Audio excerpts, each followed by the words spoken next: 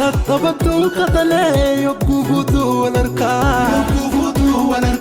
hundumtuu wal gaafate jedha ijoollee Wallaggaa.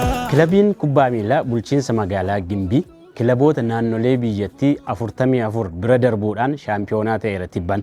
Dorgommii dirree dhawaatti dorgomame irratti kilaboota gurguddoo kanneen muuxannoo waancaa qaban hedduu bira darbuudhaan kan inni waancaa nyaatee tapha ramaddii poolisii Tigraay wajjiniin ramadamee poolisii Tigraay 2-0dhaan mo'atee darbee dhumarrattis waancaadhaaf isuma wajjiniin ga'ee xumurarrattis mo'achuudhaan waancaa nyaatee kilabii kun haala mijataa keessaa miti kan inni dhufe. Kilabii kun akkamiin bakka rakkoon nageenyaatiin maqaan isaa ka'u keessaa dhufe akkasumas immoo iddoo faasilitiin hin jirre dirree gaariin illee hin jirre kubbaallee sirriitti argachuu hin dandeenye keessaa dhufe. Kilaboota faasilitii garaagaraa qaban kanneen muuxannoo waancaa nyaachuullee qaban bira darbee shaampiyoonaa Itoophiyaa ta'uu danda'e.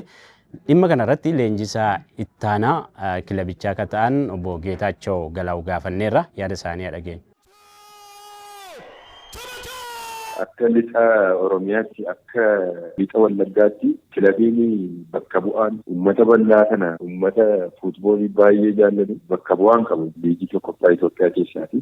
Kanaaf nuti bara kana milkeessuu qabna kan jedhu magaalaa Gimbiidhaa gaafa qabu waadaa akkasii galleeti kan inni kaane qabeenyuma qabnu kubbaa qabnu waan qabnu sana sirriitti irratti fayyadamne wal dorgommii kana irratti dhannee hirmaannee injifachuu dandeenyeerra jechuudha. Gaafa akkas jedhu waan hundumtuu kilabii kanaaf guutuu ture rakkinni hin jiru jechuu miti. Kilaboonni nun duukaa dorgomne immoo baay'een isaanii kilabii guguddaadha. Akkuma ati jette giddugala biyyattiirraa fagoodha. Haalli nageenyaa jira, haalli baajjataa jira. Wantooti rakkoon adda addaa jiru garuu sana hundumaa injifannee ijoollee keenyatti xiiqii torre xiiqiidhaan hojjechuudha. Uummati keenya kubbaa miilaa baay'ee jaallata. Fedha guddaa qabaa simannaa makaleessaa yoo ilaalte uummata 100,000 lakkaa'amu oole jechuudha. Magaalaa Finfinneetti nutti adeemanii lafa dhufanii amma nuun gallutti utuu nuun hin galiin illee magaalaa keessatti gammachuu isaanii miira isaan itti ibsataa turan miira nama ajaa'ibudha jechuudha isa arguufi. Haalli keenya haala nageenyaa wajjin egaa maqaan godina keenyas xinnoo ishee gaarii miti waan ta'eef sana jijjiiruudhaafidha kan nuun xiiqeeffannee hojjechaa turre. Sanas immoo injifannoo waa lama arganneerra jennee yaadna.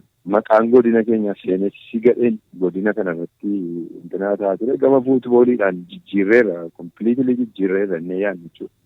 Magaalaa Dirree Dawaadhaa gaafa nuun injifannee namoonni seermoonii qopheessanii garee kana Wallagga akkasittiin hin beeknu Wallagga biyya jaalalaati wanti nuun dhageenyu garuu waan biraadha kan jedhu kun injifannoo guddaadha jechuudha.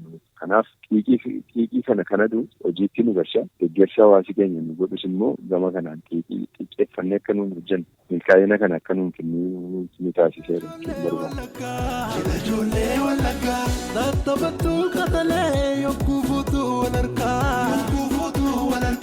hundumtuu wal gaafate jala ijoollee